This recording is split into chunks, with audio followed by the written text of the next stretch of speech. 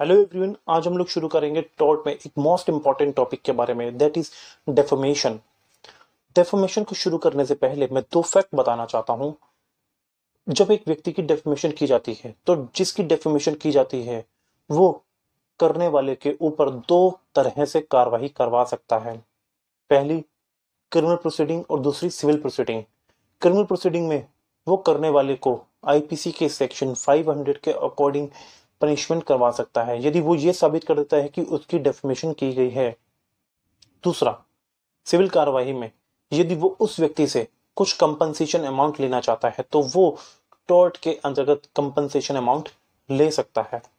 तो आइए शुरू करते हैं टॉर्ट के अंतर मानहानि को। एक बार इसे जनरल टर्म में समझे। मानहानि होती क्या है?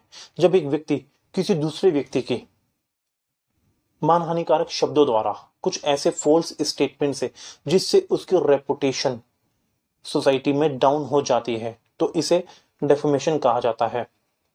इसी डेफेमेशन को एक बहुत ही फेमस जूरिस्ट अंडरहिल ने इस प्रकार कहा कि मानहानि प्रतिष्ठा को कलंकित करने वाली जो डेफेमेशन है वो रेपुटेशन को डाउन करने वाली, रेपुटेशन को इफेक्ट करने वाला एक ऐसा फॉल्स स्टेटमेंट है जो बिना किसी औचित्य के, बिना किसी लीगल अथॉरिटी के या बिना किसी पर्पस के पब्लिश किया जाता है, जिससे वादी की गुडविल, वादी की रेपुटेशन सोसाइटी में डाउन हो जाती है। तो इसे डेफेमेशन कहा जाता है। इसी के फर्दरेंस में एक बहुत ही लैंडमार्क जजमेंट आया, that is Dixon versus Heldon का केस। इसमें दो शब्दों को लेकर जो मैंने अभी यूज किए, गुडविल एंड रेपुटेशन को ही स्ट्रेस किया और इनको थोड़ा सा और इलेबोरेट किया और ये कहा कि goodwill and reputation is the property of the person, और जो कोई व्यक्ति किसी व्यक्ति की प्रॉपर्टी को डैमेजेस कॉज करता है तो करने वाले को जिसकी जिसकी रेपुटेशन या गुडविल डाउन की गई है या जिसको डैमेजेस कॉज किए हैं, जिसकी किए गए हैं, वो करने वाले से कुछ कंपनसेशन अमाउंट ले सकता है। अब बात करते हैं इनके काइंड्स के बारे में। ये दो प्रकार के होते हैं। पहला अपमान लेख, दूसरा अपमान वचन, लाइबल एंड सिलेंडर। अपमान लेख के अगर बारे में बात करें तो जैसे शब्दों से ही प्रकट होता है कि लेख मतलब लिखे हुए कथनों द्वारा। दैट मीन्स जब एक व्यक्ति लिखकर किसी व्यक्ति की डेफेमेशन करता है तो उसे अपमान लेख कहा जाता है। जैसे न्यूज़पेपर में छपवा दिया या पोस्टर बनवा के दीवारों पर लगवा दिए या खुद ही लिखकर घरों में बंटवा दिए, जिससे उसकी रेपुटेशन सोसाइटी में डाउन हो गई। दूसरा अपमान वचन, दैट इज शब्दों द्वारा। ये ओरली भी हो सकते हैं और विजुअल रिप्रेजेंटेशन के द्वारा भी हो सकते हैं। अब बात करते हैं what are the essential element required for the defamation. पहला, the statement must be defamatory. जो स्टेटमेंट होना चाहिए, जो कथन होना चाहिए, वो मानहानिकारक होना चाहिए। यदि वो कथन मानहानिकारक नहीं है और उससे वादी की गुडविल डाउन नहीं हुई है तो ये डेफेमेशन की डेफिनेशन में नहीं आएगा। फॉर एग्जाम्पल, 4 लोग मिलकर बैठे हुए थे जिनमें से एक चोर था जो अधिकतर पुलिस के द्वारा पकड़ा जाता था।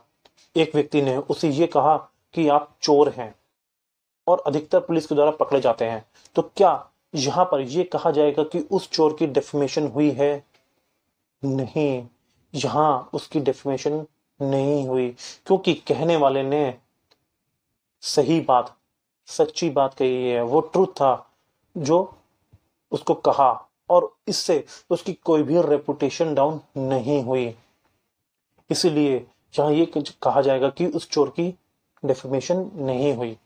दूसरा एसेंशियल एलिमेंट, जो भी स्टेटमेंट कहा गया है वो प्लेंटिफ से रिफर होना चाहिए, प्लेंटिफ से संबंधित होना चाहिए। It must be refer to the plaintiff.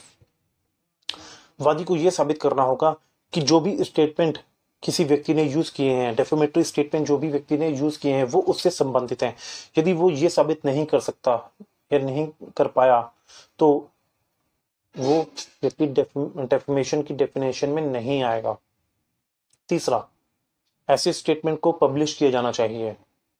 For example, मान लीजिए 2 व्यक्ति एक कमरे में बैठे हुए थे और उनमें से एक व्यक्ति दूसरे व्यक्ति को ये बोलता है कि आप चोर हैं, या आप लुटेरे हैं, या आप हैबिचुअल ऑफेंडर हैं, तो क्या यहाँ ये कहा जाएगा कि उस व्यक्ति की जिसको ये शब्द बोले गए हैं डेफेमेशन हुई है? नहीं हुई, क्योंकि उन दोनों के अलावा उन शब्दों को किसी तीसरे व्यक्ति द्वारा सुना जाना चाहिए या उस तीसरे व्यक्ति की नॉलेज में आना चाहिए, तभी तो ये कहा जाएगा कि उसकी रेपुटेशन डाउन हुई है।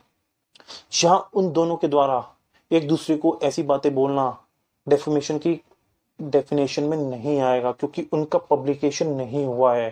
दैट मीन्स उन दोनों के अलावा किसी तीसरे पर्सन या सोसाइटी ने उन डेफिनेशन वर्ड्स को सुना हो।